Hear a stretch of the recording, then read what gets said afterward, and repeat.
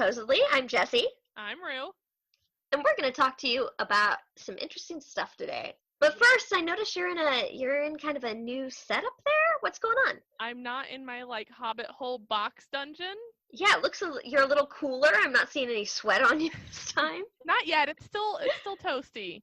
Yeah, so Darnell is in the field this week, which means that I'm bored and alone. And so I decided to build myself a recording studio. And it's still not all the way done. You can still hear motorcycles go by. But I get to sit in a real chair, and that's a huge improvement.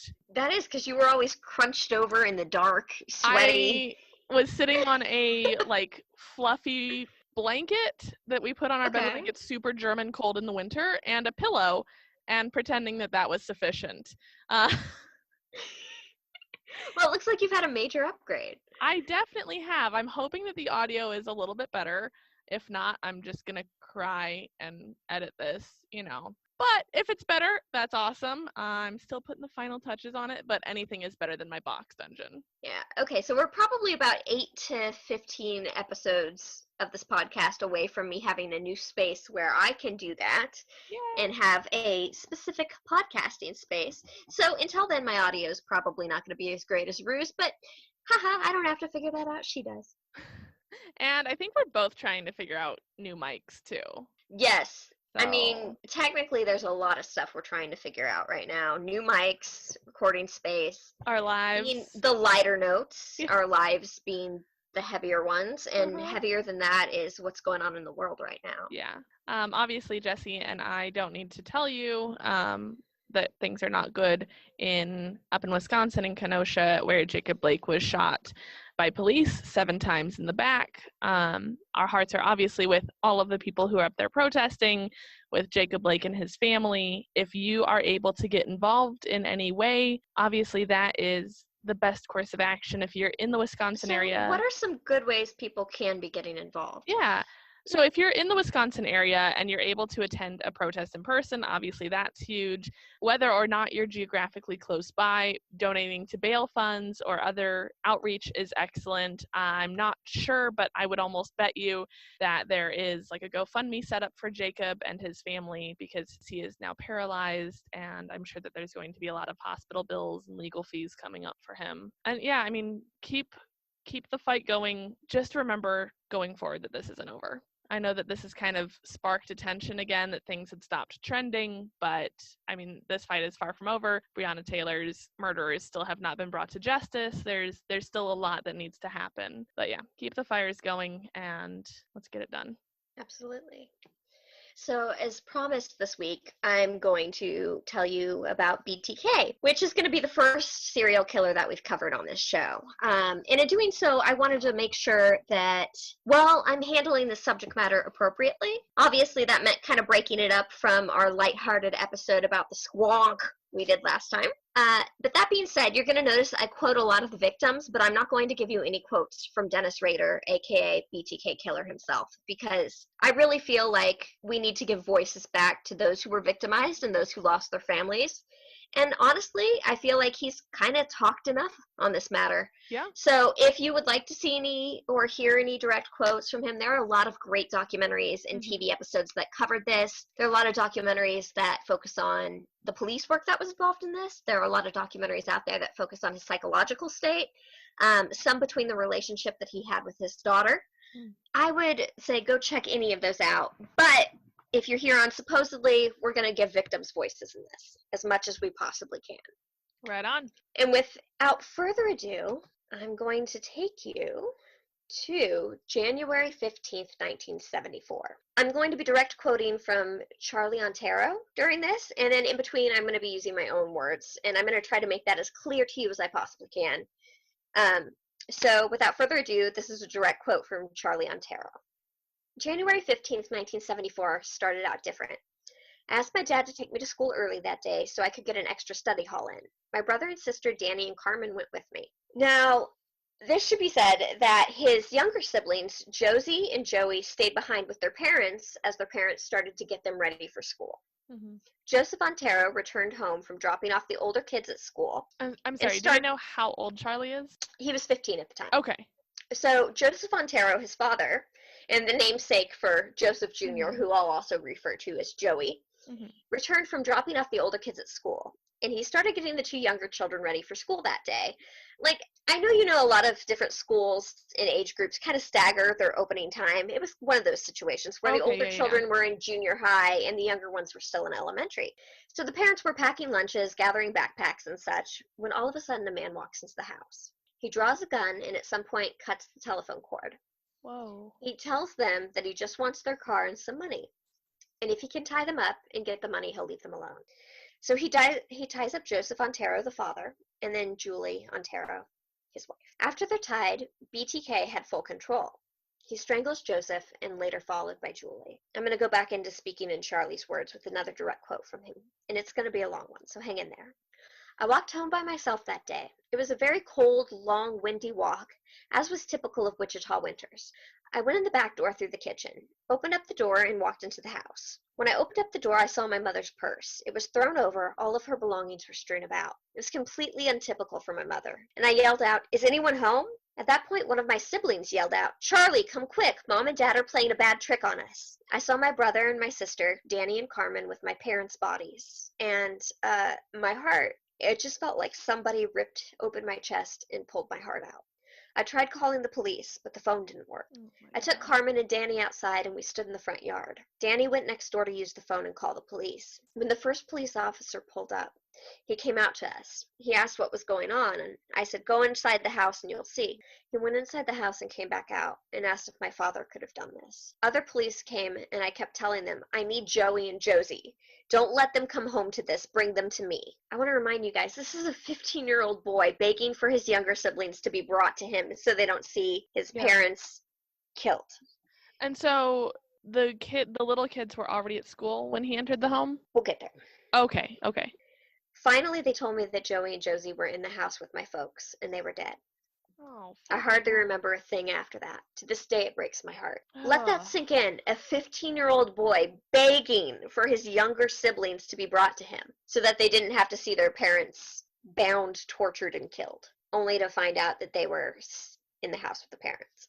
So on that morning of January 15th, 1974, Dennis Rader, also known as the Bind, Torture, Kill, BTK, serial killer, strangled to death 4 members of the Ontero family in their Wichita home. The parents, Joseph and Julie, and 2 of their children, Josephine and Joseph Jr., Josie and Joey, before leaving with a watch and a radio. Josephine, known as Josie, was found hung from a pipe in the basement with her hands tied. Oh my God. She was in elementary school. Joseph Jr., aka Joey, was strangled as well. But that wasn't the end. In fact, that was just the very beginning of Dennis Rader's extremely long reign as a serial killer. He struck again a few months later on April 14th, 1974. Catherine Bright and her brother Kevin returned to her apartment to find BTK waiting. He pulled a gun on them and began to tie Catherine up. Kevin escaped, but BTK was able to shoot him twice in the head as he escaped. Jeez. Kevin survived and later described Rader to police as an average-sized guy, bushy mustache, psychotic eyes. And this is according to a Time magazine article. In October of 1974, Dennis Rader put a letter in a public library book, of which he took responsibility for the killing of the Onteros. Of course, he didn't use his name. Instead, he called himself BTK. The letter later ended up with a local newspaper, and the poorly written note gave authorities some idea of kind of who they were dealing with. So he picked the name? Mm-hmm. What a loser. I've always thought that was a dumb name, and now it really checks out because he's a dumb person. Yeah, there are direct quotes on him as to why he picked that name. Like I said, I don't feel like his words are I guess as I just important always as the thought victims. it was because, like, a lot of times it's, kind of just the demographic or whatever, and they ascribe a name to them. I didn't realize he named himself. He did. He named That's himself. so dumb. A lot of times they name themselves. Yeah, I guess that's true. Zodiac named himself, right? It's just like, what an ego like, you don't give yourself a nickname. You can't be like, hey, can you guys like call me Scrappy? But Like, he has to be called the BTK Killer or simply BTK. And also, like, can we talk about the redundancy? That's like saying 11 a.m. in the morning. Like, the BTK killer, you're the blind torture kill killer. Like, you're so fucking dumb. You better, asshole. Did you hear me struggle with that like a couple minutes ago when I was trying to say BTK serial killer? Right. Like, what a dipshit. Okay. There's going to be a lot of hate in this episode because fuck this dude. Yeah, seriously though. Fuck this dude. Yeah. His next known crimes occurred in 1977. Now, I wish I had more to talk about some of these victims. I'd like to tell you all about their lives and important things they did and quotes and the legacies they left behind. But the truth of the situation is there's just not a ton of time to tell you about that because he did go on for so many decades killing that there's quite a few victims, and obviously we're about an hour-long podcast. But I will do my best to leave whatever legacy I can. In March of 1977, he tied up and strangled Shirley Vane, who was homesick that day. Now, this is a really devastating one for me because her two sons were with her. Oh my God. So Shirley had stayed home sick, and she had sent one of her little boys, a 5-year-old, to the grocery store to get her some canned soup. He returned home, and BTK had knocked on the door after having a small interaction with the child outside the home. The little boy goes and opens the door, and Dennis Rader comes in, pulls a gun. The mom comes out to see what's going on, and he tells Shirley that he's basically a sexual fetishist, and he's going to need to tie her up and rape her, and then he will be on his way. He asked her to put some blankets and toys into the bathroom and to lock her 2 young sons there. Her 5-year-old son watched in horror through a crack in the bathroom door as his mother was bound, placed face down, raped, and later strangled. This is a direct quote from him. "My brother broke the bathroom window, hollering for help. I ran through the door, broke it. After I ran around, I tried untying the rope. If I had gotten the rope loose, there might have been hope. I was a 5-year-old boy. What the hell could I do?" Imagine living with that as a 5-year-old, thinking that if you could have just gotten that rope loose, knowing that you were the one that had opened the door to this. Mhm. This is a man who's, in interviews I watched, he just looked like he had had the hardest life. He's so little. I mean, 5 years old. You're not Yeah, strong enough. Your fingers aren't dexterous enough. Oh she my was probably, let's God. be honest, she was probably gone Oh before yeah. that even Yeah. before he was even able to untie But the just rope. the helplessness of being 5 years old. You're totally impotent. He described later that he kind of felt as though for the next few years of his life he wasn't present. He checked out. Yeah, I He wasn't bet. there. Wow. So the next crime that happened was when Dennis Rader strangled Nancy Fox in her home. She was a single female who lived alone. And here's a side note that I really don't like.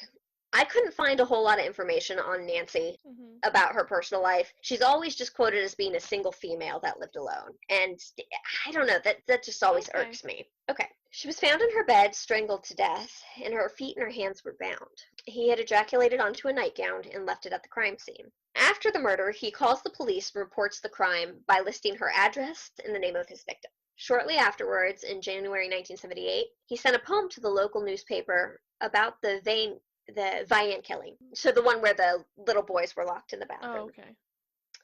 Claiming responsibility for killing her. He also claimed responsibility for killing Fox and another unknown victim.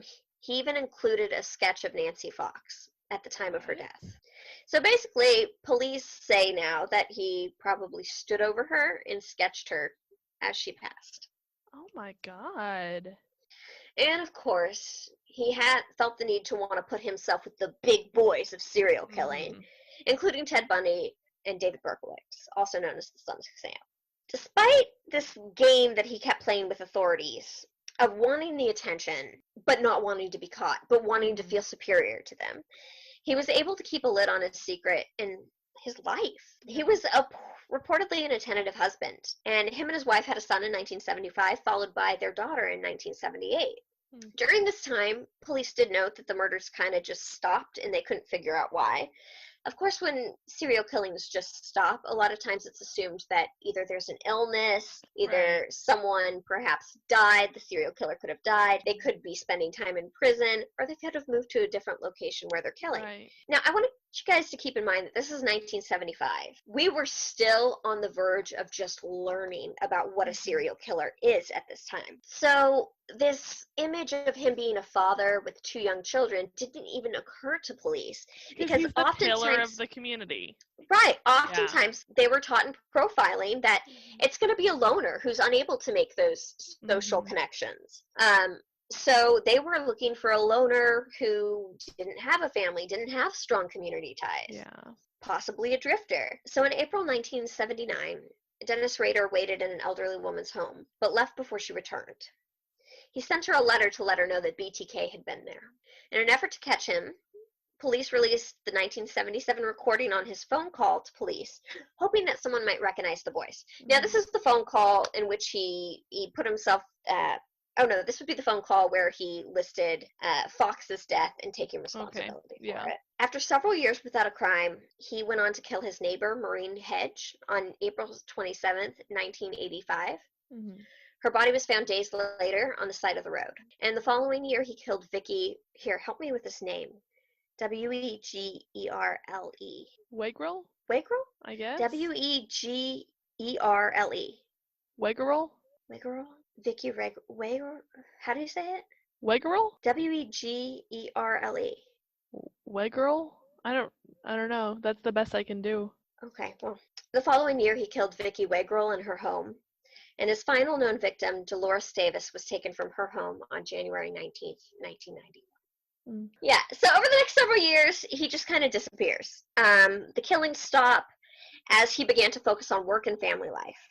He was working as a security installer for ADT, and he left that job in 1980s. Oh, that's so scary because like he had so much access to security systems. I hate it. And then he began working for the Wichita suburb Park City as a compliance supervisor in 1991. In this new position, he was known to be a stickler for the rules. He measured the heights of people's lawns and chased stray animals while toting a tranquilizer gun. According to numerous reports, he took pleasure in exerting his limited authority over his neighbors and other members of the community. Guess what else he was? What? A Boy Scout troop leader. Okay. And the president of his church council. Fabulous. Doesn't get better than that. Well, it's not a personal note. It's one of my friends had this happen, and I'm going to tell his story, but I'm not going to leave any names in there. So, a friend that I know actually lived in Wichita when this was going on in the early 80s and in later 90s, and he went to the same church as Dennis Rader. And he said one time Dennis Rader was just talking to his daughters in kind of one of those church mingly things they do, and he just got this weird feeling rush over him where he was like, that man's not okay. And he got his daughters away from Dennis Rader. Whoa. And they went home. And he's like, it was the weirdest thing. I just felt like I needed to get them away immediately. And then, of course, later, Dennis Rader was found to be the BTK killer. Wow. I want to give him props because, like, we often hear on these kind of, podcasts and stuff, like, a mother's intuition or women always know. But, like, good for him having his pop's intuition. Yeah, I'm not going to say this guy's name or anything, but he's one of the most amazing people I know. He's got the best stories. He's really nice. I guess. He's a great dad, and for him to be like, I just needed to get them away. Yeah, that's awesome. Kudos to him, man. Yeah, right? So, obviously, I feel like I say obviously a lot on this podcast, but obviously he liked exerting his authority. Yeah. In a very dickish manner. So, with so many news stories marking the 30th anniversary of the Ontario murders and connecting some of the other cases, he resurfaced yet again in 2004. Getting cocky and high off of his new authority, Dennis Rader sent local media outlets and authorities multiple letters filled with items related to his crimes, including pictures, a word puzzle, and an outline for the BTK story he had been working on. Okay. So, some of the ways he left items were he would report that BTK had left a letter, and they would go to the location he reported it, and there would be a cereal box there. I remember that. Yeah, he would have like done this collage over it or pasted or written BTK on it. And inside of the cereal boxes were multiple items. Including a computer disk that ultimately led authorities to Rader's church. But before I get into that, in one of the cereal boxes, he had started doing Barbies like his victims. Yeah. So leaving them with exactly the right bounding, exactly the wounds where they were listed, including one of little Josie Ontario. Oh my God.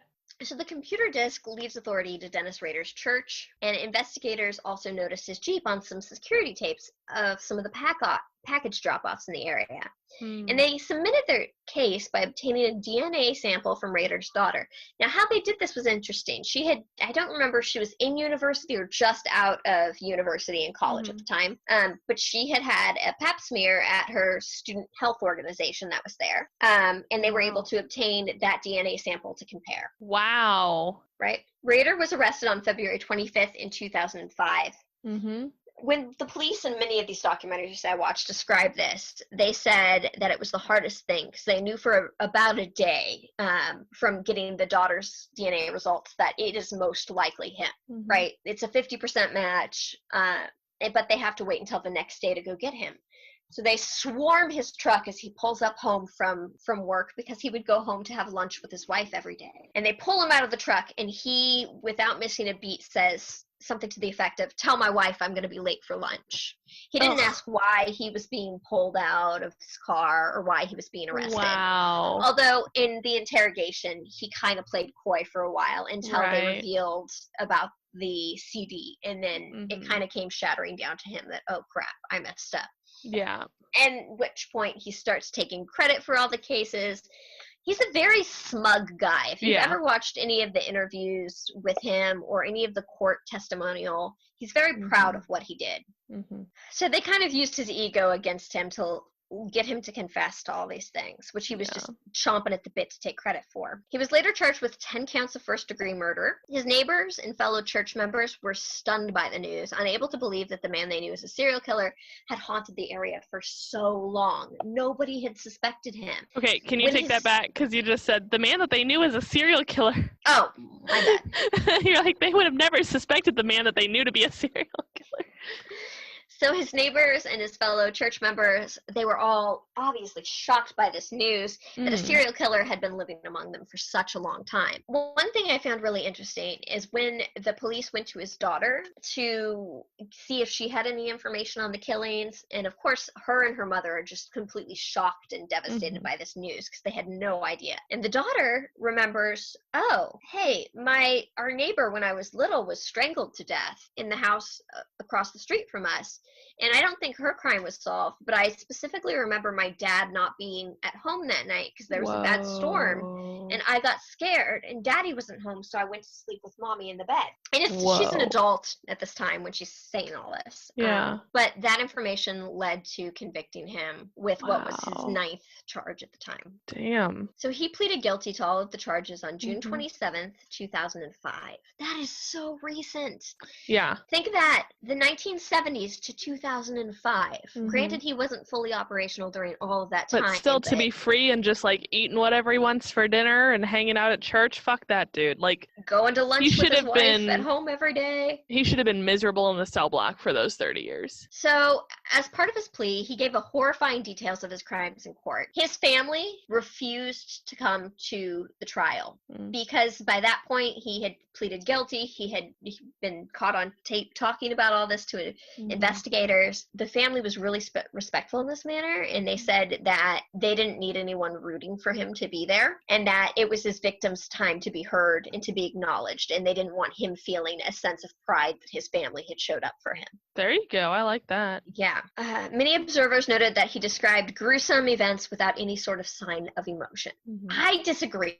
When I watch him talking in court, it's pride. Yeah. Yeah, there might not be any emotion when he's describing what he did to people, but I think it's pride. They mean like remorse, there is you think? Emotion. Yeah, no remorse. Yeah. It doesn't shock him or sadden him to talk about the things he did. It's like he's boasting. Because he committed his crimes before the state's 1944 reinstatement of the death penalty, he was sent to El Dorado Correctional Facility to serve his 10 life sentences. Now, I have a couple little other notes that popped up through documentaries that I didn't add to my original notes, but if there was time, I was going to throw them in there, including they found a photo album, I believe it was in his home, containing pictures that he would cut out of different things that irked or driv his Factor X, is what he referred to as his murderous rage. And in this photo book, there were lots of pictures where he had dressed up like women and wore a plastic mask to obstruct his face. Some of them were taken indoors, some were taken outdoors. He would even go as far as to put bras on and then have his hands and feet bound, and he would set up a Polaroid camera to take these pictures. They start asking him about these pictures during the interrogation, and he admits to doing all the outside ones when he was a Boy Scout leader. So he'd sneak away during Boy Scouts, go down a little bit outside the campsite, wrap himself in cellophane, put on ladies' underwear, cover himself with a mask. And this mask is one he actually used in at least one, if not more, of the murders to obstruct a victim's face. And, like, I do want to clarify that, like, Yeah. it's not the women's underwear part we have a problem with. No. Like, if that's your thing, cool. But, like, don't do it around kids, and don't do it if you're thinking about the sexual fetishes that you want to take out while you kill women or people in general. Basically, he was testing out what would excite him in different positions of tying women. Yeah. But without having access to pictures of women being bound, he would do that himself and then kind of see, oh, I like her pose that way. So he would do that to his next victim. I found that to be very dark. Wow. His daughter went on to write a tell-all book. And watching her during the interviews is very interesting, too, because, I mean, I feel like she's a victim in this as well. Oh, for sure. She grows up with this guy that she believes is a great father. She never saw any indication of this. Police even asked her brother if he had ever pointed out a woman on the side of the road and said anything sexualizing about her so that they could try to see if, you know, there was anyone else killed. And the brother said no. And in fact, if I would have said that, I would have gotten slapped upside the head. He was very respectful of women.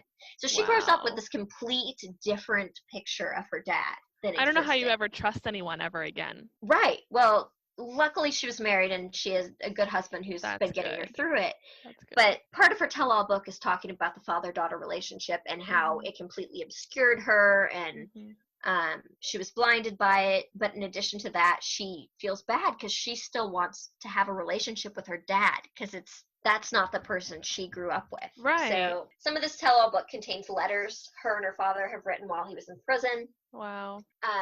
It's a really interesting look at that part of the dynamic. Yeah. But that, my friends, is BTK, also known as Dennis Rader. His story even went on to inspire the Stephen King novella A Good Marriage, which was published as part of the 2010 collection Full Dark, No Stars, and later became a feature film. In 2016, forensic pathology professor Catherine Ramsland published Confessions of a Serial Killer, The Untold Story of Dennis Rader, the BTK killer, which revealed that notorious murderers had planned to claim an 11th victim before he was arrested. Wow. In October 2017, Netflix's crime drama Mindhunter was released to critical acclaim. One of the serial killers, known as ADT Man on the show, is based on Rader. He's mentioned in many other shows and references. There's Who's the Bleep Did I Marry? There's an episode of him on Very Bad People, or Very Scary People. It goes on and on. Yeah. But what he took from his victims. Whew. Yeah. That's awful. He always sticks out in my mind because I remember I was in 4th grade when he was being apprehended, and our teacher always made us do like a current events thing. Like we had to stand up and like show that we could research and whatever. And I remember occasionally Did you do BTK? I remember someone else doing it, and I remember having that. And I know on like My Favorite Murder they talk about like weird little kids that are into this stuff, and I remember thinking like, oh, that's my person. Like I remember not being friends with them beforehand, but being like, cool, they're like, I like this. And now I have a true crime and horror podcast and no one's surprised. But like I remember getting my news on this from my 4th grade classroom and like, I wonder when they're going to talk about BTK again, because we're about to catch him, and then we're about to, because yeah, it was 2005. So yes, that's. I remember we lived in Kansas all during this, and I remember on the news different bits and pieces that would pop up over the years. Yeah. I do remember the day he was apprehended. I remember watching that on TV. Yeah, that one hits close to home for us. It does. We're Midwest. And that's why I wanted to start with that. I like it. Well, I hate it, but I like that you brought that home touch. It's like the Cracker Barrel of sadness. Like, you know, you feel like you're right at home. There's a fire burning in the hearth. What do you have to lighten the mood? Okay. So. Because I could use a palate cleanser. Because this morning I hadn't looked at the notes for a while, and then I went back and watched second documentaries to add to them. And man, it's on me. Yeah. Horrible things are happening on your end. What's up? Really? Yep. Can you hear me? There you are. Hi. Oh, I didn't think about it, and I shut my laptop and continued to talk to you. Jesse's done. Bye, guys. I was still talking to you, but I shut my laptop without realizing it. Hey, listeners, it's just you and me. Jesse's not here right now. Okay, so to lighten things up, we're going to talk about a demon. That doesn't sound very light. Well, it's light because we get to talk about Zach Baggins a lot. Oh, fair. Okay. That was my cat. That lightens the load quite a bit. All right, so today we're going to talk about Zozo. Oh. Are you familiar? I am. Okay. But I can't wait to hear more. So, Zozo is supposedly a trickster entity or demon, which haunts and stalks people after encounters with a Ouija board. So, people who've come into contact with Zozo have also described its name as Zaza Mama Oz, Zo, Za, There's also Pazuzu. and apparently Abacus. It has some Pazuzu references, but not necessarily. So it's not Pazuzu, it's Pazuzu adjacent. It's Pazuzu adjacent, but it's also got like 7 different names. And I love it was But like the a couple. Abacus is one. Abacus is so random. It's like I'm also a only I was counting named machine. Abacus. Right. But no, It's I the do love hipster era. I want to be Abacus now. a couple years ago on my brother and me, they talk about Zozo for some reason, and they're like, what if he's just scatting? And that bit always sticks with me because it's like Zozo Bazaz Oz Abacus. Abacus. So apparently this dude shows himself by guiding the planchette into figure 8 formations before frantically zooming back and forth between the Z and the O. Ah, infinity symbol, or is it straight up figure 8? Or is it sideways, so it's the infinity? I think it's probably the infinity because of the shape of the Ouija board, that it's probably long ways. So interactions are said to start out friendly but quickly grow malicious. This entity is known for cursing at and threatening people using the Ouija board, sometimes personally. According to some legends, the entity is confined to the Ouija board as a channel of making contact, but other beliefs are just saying its name out loud can also summon Homeboy from the depths of hell. Right, so and we just said it a bunch. henceforth, I'm just going to call it the homie because I have to sleep alone tonight. Do we have to call it the homie like he's our friend? Can we pick something different? Sure. What do you want to call it? Beastie. Okay. So supposedly Beastie. No. I changed it. Okay. Rebecca. If your name is Rebecca and you're a listener, hi, we love you, and it's an honor. I want to tell you where I got that name. Oh, okay, please do. So in Sex and the City, when Charlotte and her husband Trey are having sexual problems, they go to see a psychiatrist, and he said, well, if you're scared about talking about it, name it something harmless. So Charlotte names her vajayjay Rebecca, and I thought we should name him Rebecca. Okay, so supposedly Rebecca Thank you. has African or Sumerian origins, though these claims may be confusing Rebecca with Pazuzu, like you said, the wind demon made famous by The Exorcist. So it's not clear if it's just, it sounds similar so people get confused, or if there really is like two different entities. Yeah, right. Gotcha. So the first record with Rebecca's name. You know what? You can laugh all you like. It's helping me. I can Do you never feel safer? I can never get through an episode. It's either you have to say it's Squonk or you have to say Rebecca. It's just, I can never do my story as written. All right, and so Rebecca. The listeners are welcome to. Yes, Rebecca's the first account of using that name is in the 1818 French book Le Dictionnaire Infernal, which. I like that. Say that again. No. Okay. It means the Infernal Dictionary or encyclopedia. I don't know. It may be a false cognate. Which is considered to be the demonological encyclopedia written by the French author Jacques-Auguste Simon Colin de Plancy. And it recounts the story of a young village girl De Plancy. Oh, okay. Excuse me. And it recounts the story of a young village girl who claimed that she'd been possessed by 3 demons named Mimi, Rebecca, and Crapule, which looks like Crapulet. And that's just call that one Crapulet from now on? Yeah, Crapulet is Crapulet sitting in a tree. Okay, but if you O-U-I-J-I-N-G. Frantically going back from Zio to Zio. Did I spell Ouija right? I don't know. The Ouija board.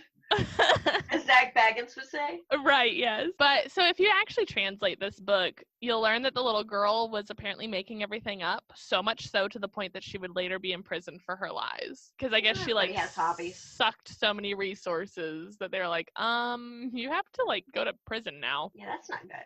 Yeah. All right. So enter Darren Evans, who's going to be our buddy for the rest of the story. Okay. So in 2009, this dude from Oklahoma, the home of the Tiger King.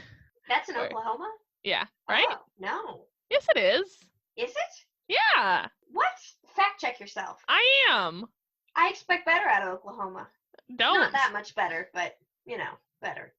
He was born in Garden City, Kansas. Okay, well, that's a... Yeah, Winnewood, Oklahoma. I was right. Fine. Yeah. All right. Okay, Text so out, guys. Tiger King's house, Oklahoma.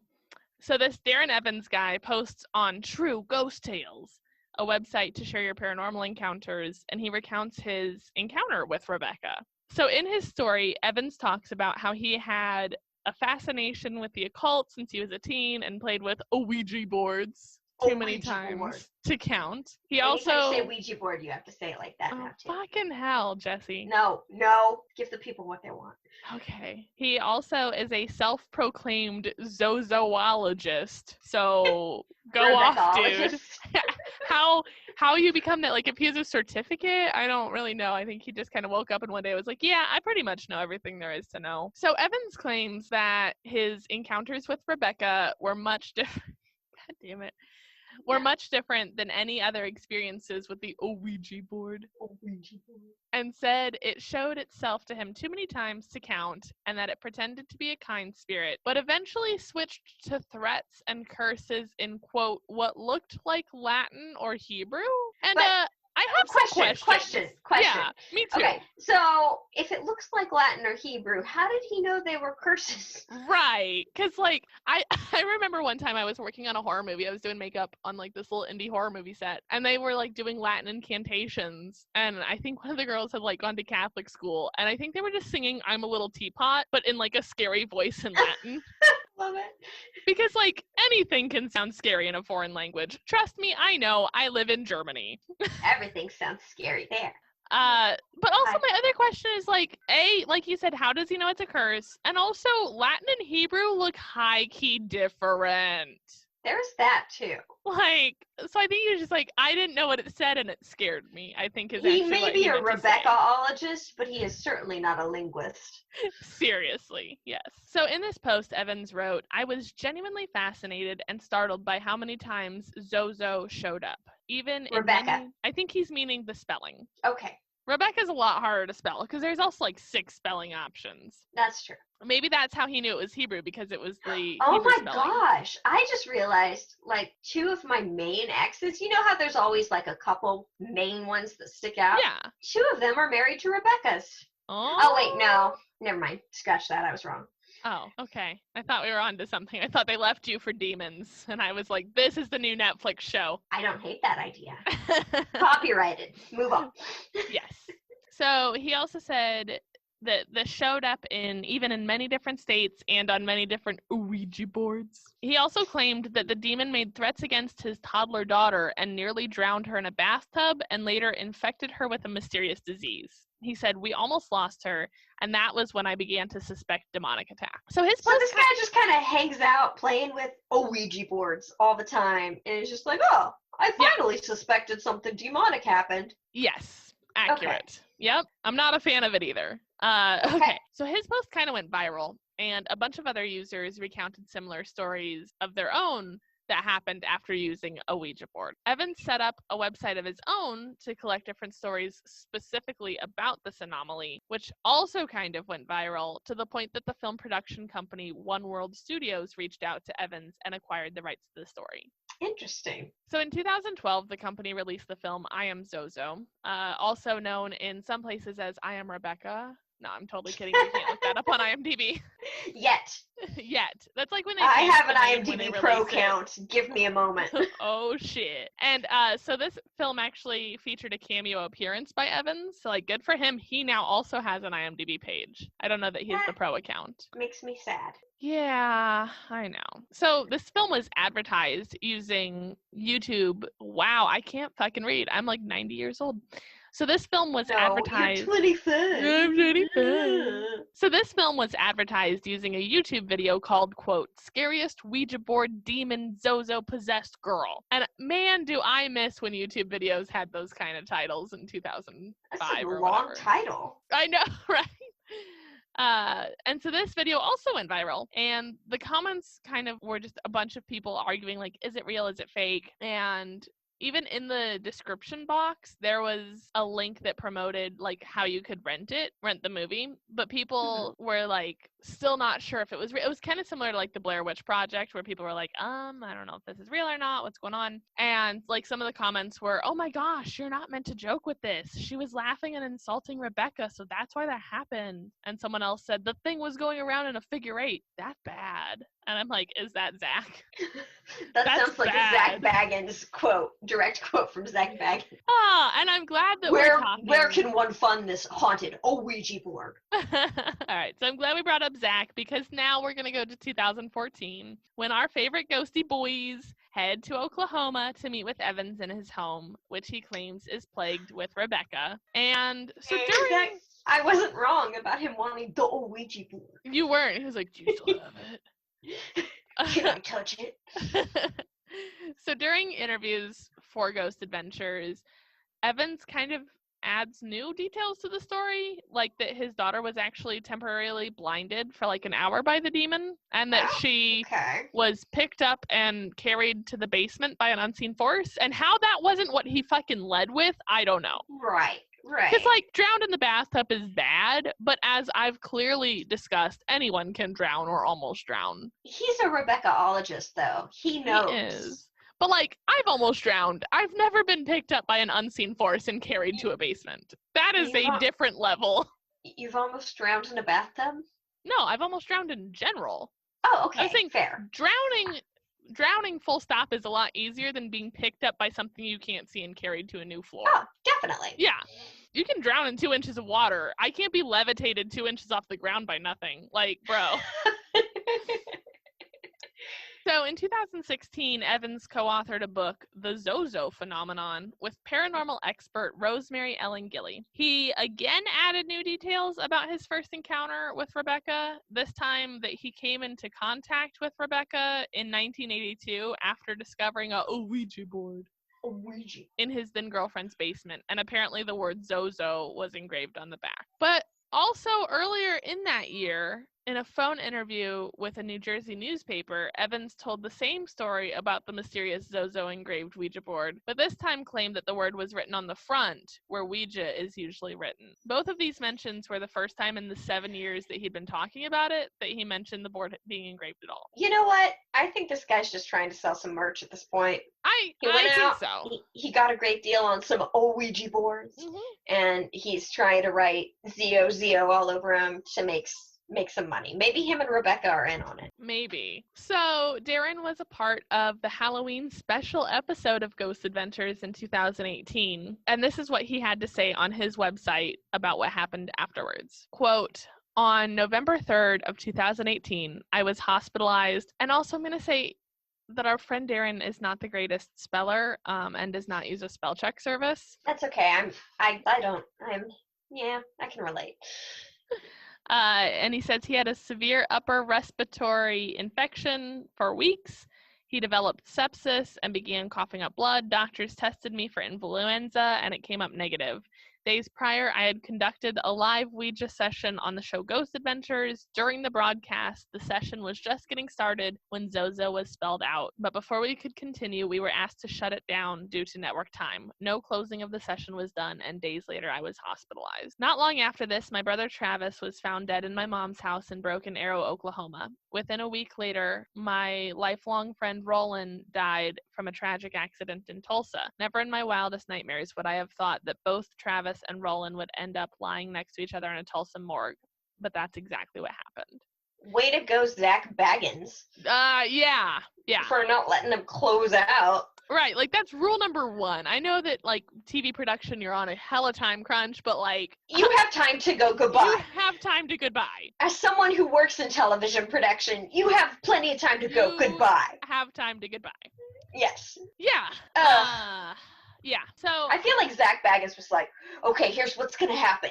Bro, we're gonna film this guy, and then you guys are gonna call cut, and then we're not going to give him time to close up because we're going to bug him about other stuff, and then we'll have a nice little blurb about things that happen to him afterwards. Zach Baggins out. Ouija board.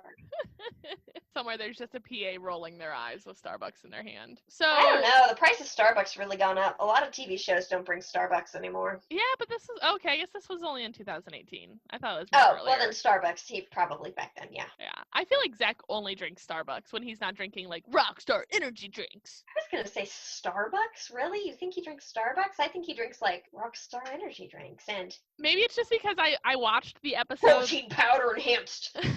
I watched the episode with Darren this morning, and there was a Starbucks cup in one of the shots that they forgot to edit out. So I definitely have Starbucks on the brain in terms of Zach. But maybe it wasn't his. He's like, that's not mine, dude. Honestly, I bet he drinks Starbucks not because he likes it, because I think he probably thinks coffee tastes icky, but I bet he drinks it because he thinks it makes him a cool adult. I bet he thinks it's like the highlight of class. I think coffee tastes icky.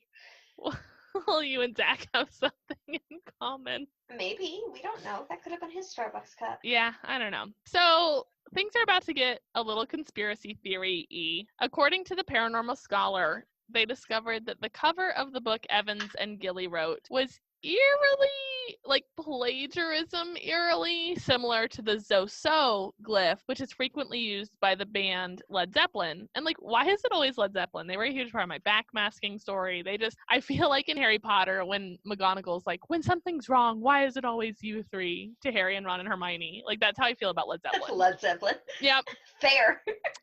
So no one really knows why frontman Jimmy Page was so taken by the symbol, but some people think that it has to do with him being a Capricorn, a sign ruled by Saturn, and the fact that the glyph represents Saturn. I think he probably just likes it. Also fair. It also turns out that Evans is a Led Zeppelin super fan, and in fact, on the website that he made, there was a link to the Led Zeppelin website to buy a copy of Jimmy Page's autobiography. This guy just seems to lose more and more credibility every time you open your mouth about him. This is why he's been on Zach's show like 3 times.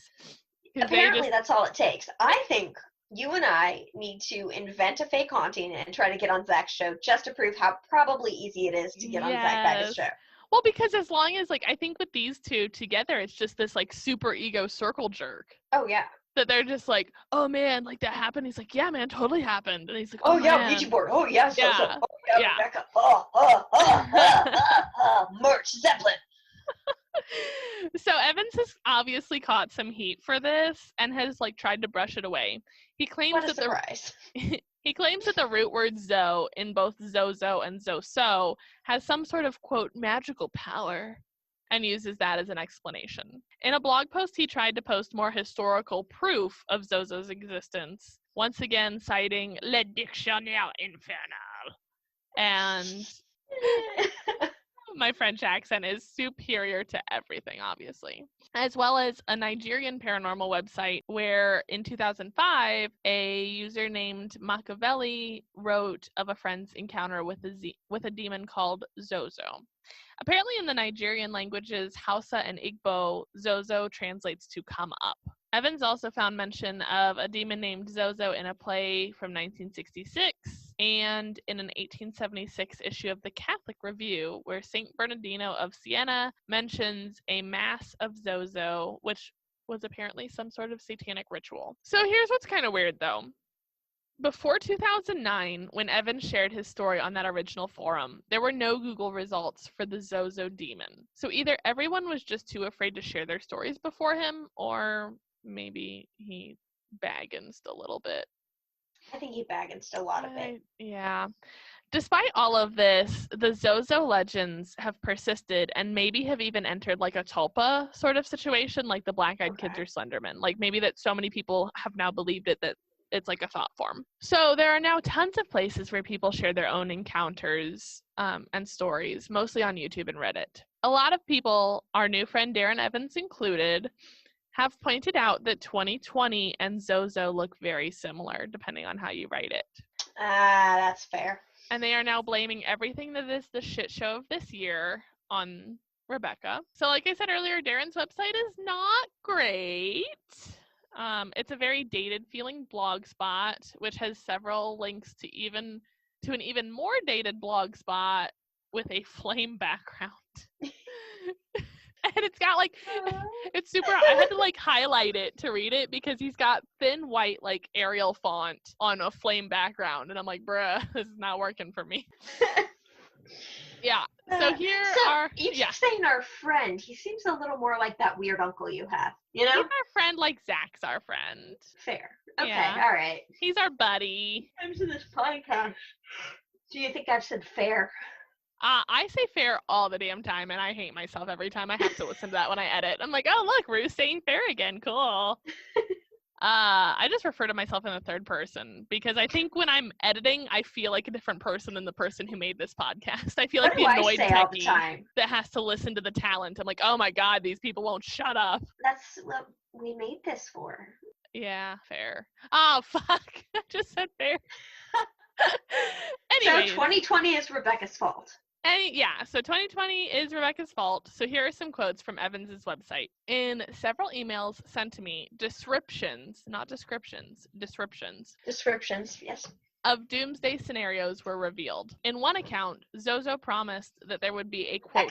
Rebecca promised that there would be a quote, great coma in 2020. Could this coma really mean corona? And I'm like, you have been hanging out with Zach Baggins too much. Too long, if you think that coma and corona are the same word, that's a stretch and a half. Oh man. Yep. He also says, in another chilling email, a mom from Minnesota reported a session in which Rebecca said it would be born again in 2020. That it was currently in a dream state, but would be awoken from its slumber and cause the earth to shake. Is that like an earthquake? I guess we've had a lot of those this year. Okay. That was the alarm clock, the Rebecca alarm clock. The Rebecca alarm. So what you're telling me is, from here on out, it's just going to get worse. Yeah. Great. So he also goes on to say, the following link describes a frightening Ouija session in which 2020 is mentioned. The session produced alarming references to the stock market crashing in China. The Ouija session also predicted that Donald Trump would be elected president. I just want to know what demon cares that much about American politics. That's a good point. But also it confirms my suspicion that Donald Trump was elected by demons. It does make some sense, though. It really does. It checks out. It's the only thing about this guy's story that's checked out so far. So also in this same blog post, he randomly says his mom died this year, which is super sad. I'm not discrediting that at all, but I'm not sure. It almost seemed like he was using that to strengthen his case. He was like, and my mom died. And I was like, I don't know that the demon predicted that, but okay, sure. He then shares a link to a Tumblr post, where we get the best demon information. Oh yeah, of course. With the following quote, the following Tumblr post had a destructive astrological prediction for 2020, which is like the most big Tumblr energy in the world. Like, destructive astrological predictions is 85% of Tumblr now that the porn is all gone. I would believe that because, 2020 is just such a disaster. Mm-hmm. Anything you say is probably going to be like, yep, I can see that. Yeah. He then goes full Nostradamus on us about how COVID-19 is the 7th strain of COVID identified, which is obviously the 7 plagues in the book of Revelations. Like, he just, if there is a thread, he will pull it. Okay. Mm-hmm. Mm-hmm. Yeah, it's just, it's extra. I tapered down a lot of this. You should definitely go check out. Give him some hits. He's got some sponsored affiliates on the side. So who are his sponsors? I don't know. I think they're just like horrible Amazon self-published books that like his friends wrote. I can see that. Okay. So as we start to wrap up, I'll leave you with a tweet from November 2nd, 2019, by none other than the Bagman himself. Jack Baggins. Ouija board bro. My favorite tweet is, we near 2020. We fear Zozo. That was it? Uh-huh. That's all he had? I was waiting for the rest.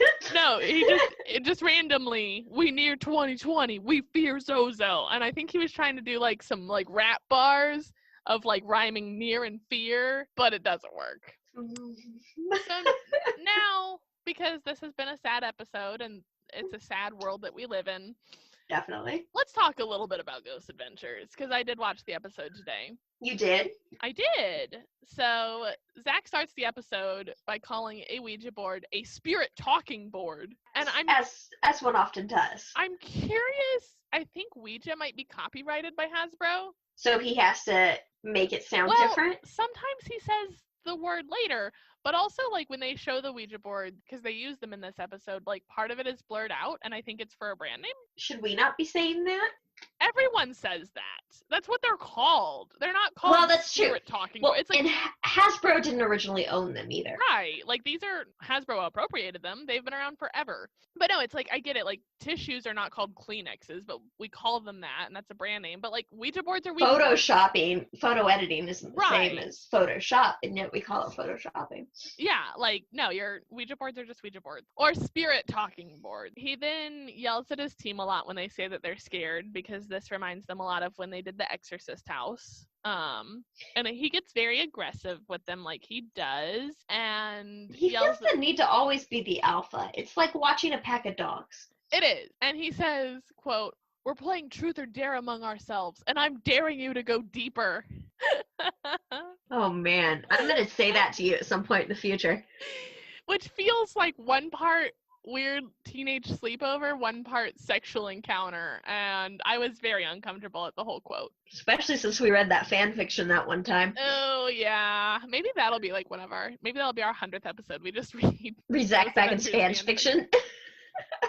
So we finally meet Darren Evans, and he is your quintessential long-haired rocker biker looking dude, which definitely fits into the whole Led Zeppelin thing. Get that? Yes. He looks like a long-lost member of Led Zeppelin. So then Zach goes on to talk to TJ, who's a handyman, who explicitly says, "I'm not comfortable being in that house alone." To which Zach immediately cuts him off while he's speaking and says, "Can I put you on the stairs alone for 10 minutes so I can watch what happens?" He's such a creep! He's such a creep!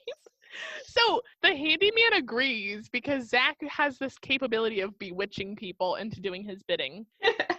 And so the handyman agrees, but he makes Zach shut up about demonic possession, because Zach's like, "Sometimes demons get attached to people, and I'm curious if it could be attached to you." And he's like, "Bro, I'm gonna do it already. You won me over. I don't want to hear any of this. I'm on the stairs. Shut up and let's get this over with." So the dude made it about a minute and a half and then freaks out and leaves. I'd freak out if I was in Zach Bagans' presence too, and he was trying to make me do something. I'd be like, "Nah, I know you make people do the things you don't want to do." Is it any coincidence that Zozo and Zach both start with a Z? I think not.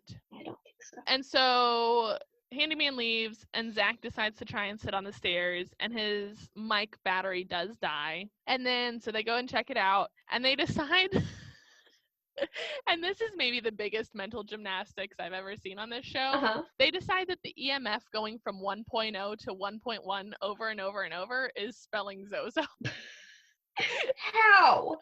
And it's also, going up 1 degree. And also, I'd like to point out that 0.0 and 0.1 that's just normal room fluctuations. So really, oh man. Okay. So nothing's happening, and he's like, "Whoa, it's totally the demon spelling its own name." And I'm like, does Zach know binary? Like, how does he know that ones and zeros spell? And then they talk to a, quote, spirit talking board expert. Of course. And things get really uncomfortable because he recounts a story of a man who made contact with Rebecca and then claimed to have been repeatedly sexually assaulted by an entity.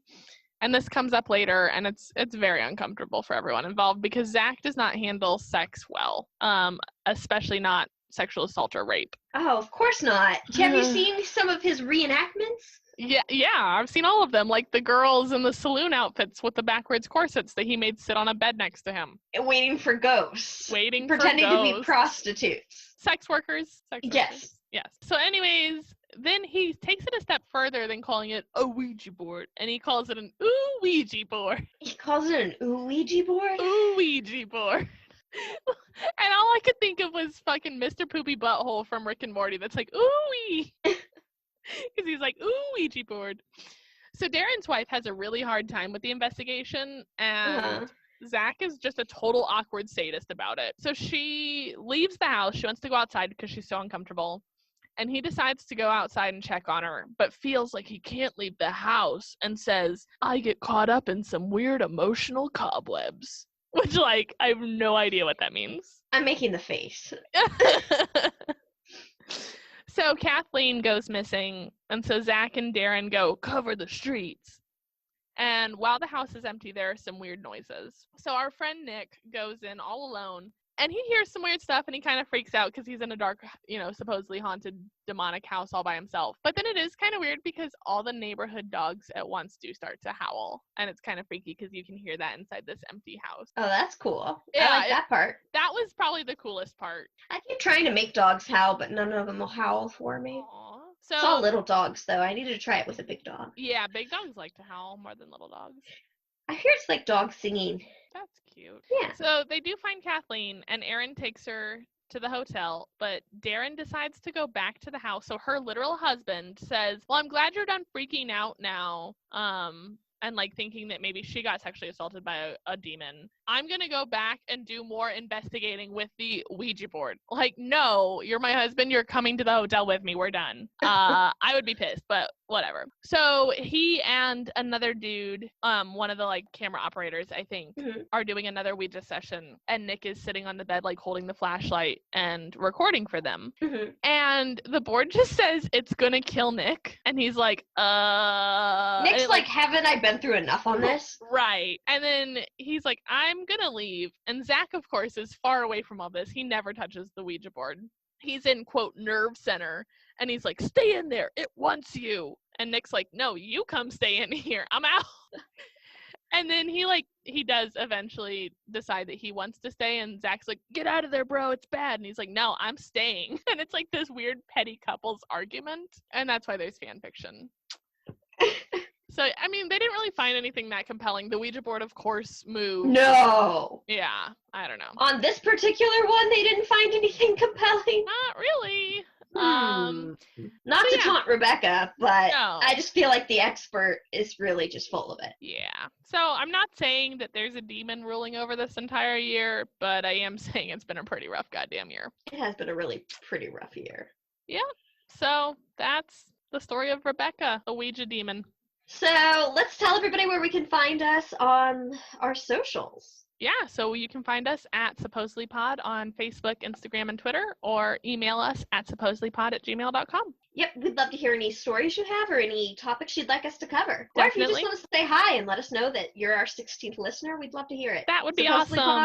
supposedlypod@gmail.com. And a quick reminder, make sure you're registered to vote and make sure to check that your registration matches your home address so that if we end up with distanced ballots, that it comes to the right place, because it is super important to vote so that the Rebecca predictions don't all come true for this year. And join us next time on Supposedly. Supposedly. Yay.